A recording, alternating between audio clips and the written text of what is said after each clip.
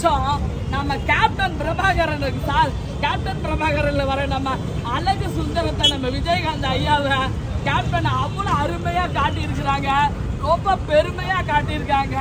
கண்டிப்பா கேப்டனுக்காக 500 கோடி, எங்க அண்ணன் தளபதிக்காக 1000 கோடியில ஆல்ரெடி படம் வந்து 450 கோடி அடிச்சிருக்காங்க.